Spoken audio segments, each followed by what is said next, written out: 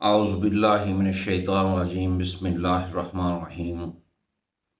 ان الذین قالوا ربنا اللہ ثم استقاموا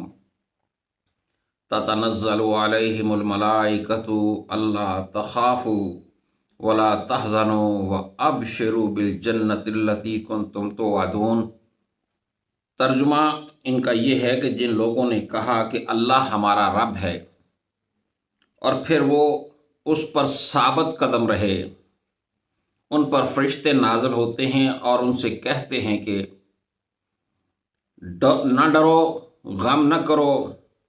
اور خوش ہو جاؤ اس جنت کی بشارت سے جس کا تم سے وعدہ کیا جاتا تھا۔ میرا مرکز گفتگو رب کی صفات سے متعلق رہے گا۔ انسانی زندگی کے اندر انسان کی سب سے بڑی آزمائش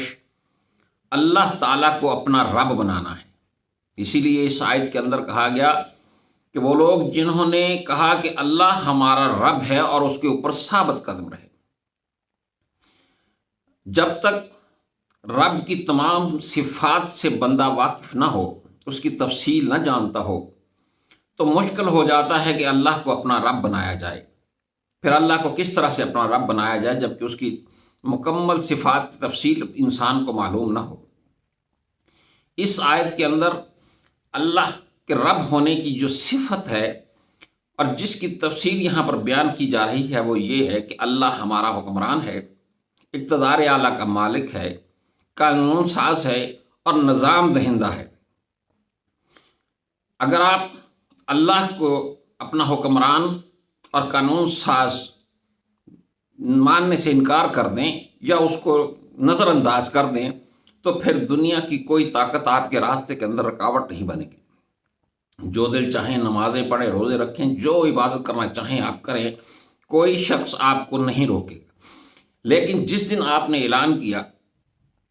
کہ ہم اللہ کا نظام، اللہ کو چونکہ قانون ساز مانتے ہیں، حکمران مانتے ہیں، اقتدار اعلیٰ کا مالک مانتے ہیں، لہٰذا ہم اس کا قانون نافذ کریں گے اور اس کے قانون کے مطابق نظام نافذ کریں گے،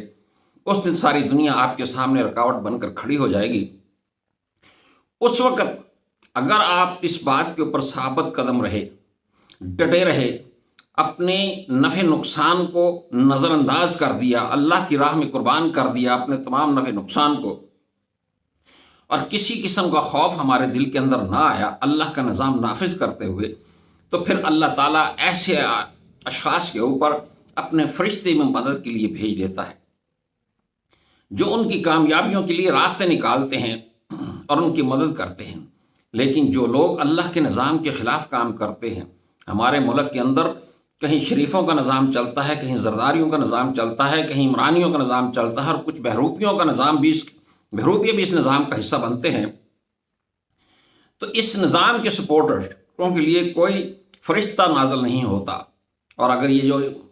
اقتدار کو حاصل کر کے یہ خوش ہوتے ہیں کہ شاید انہیں کوئی کامیابی مل گئی ہے، ان کے لیے جہنم کی آگ اور زیادہ بھڑکا دی جائے گی،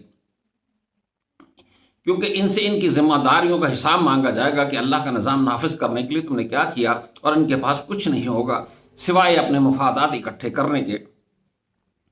لہٰذا جب ہم اللہ کو اقتدار دلاتے تھے، اللہ کو اپنے ملک کا اقتدار اعلیٰ مان لیتے ہیں، اس کے قانون کو اور اس کے نظام کو نافذ کرتے ہیں اور اس کے اوپر ڈٹ کر کھڑے ہو جاتے ہیں، یہ ہے مطلوب چیز کہ اللہ کو تب آپ نے صحیح معنوں میں اپنا رب مانا، ورنہ زبان سے کہہ دینے سے کہ اللہ ہمارا رب ہے، اللہ ہمارا رب نہیں بن جاتا۔ اللہ تمہیں آزمائش میں ڈالے ہوئے ہیں کہ کیا تم اسے اقتدار اعلیٰ کا مالک مانتے ہو؟ اگر اقتدار اعلیٰ کا مالک مانتے ہو تو پھر اس کے نظام کے لیے کوشش کیوں نہیں کرتے، جدوجہد کیوں نہیں کرتے، اپنے مفادات، اپنی برادری، اپنے رشتہ داریاں، اپنے کاروبار اس کے راہ کے اندر قربان کیوں نہیں کرتے؟ تم کسی اور نظام کے لیے قربانیاں دیتے ہو، کسی اور نظام کے لیے کوششیں کرتے ہو، تو پھر اللہ تمہارا رب نہیں ہے۔ زبانی کہہ دینے سے کوئی رب نہیں بن جاتا، اللہ رب نہیں بن جاتا۔ اللہ کو اپنا رب بنائیے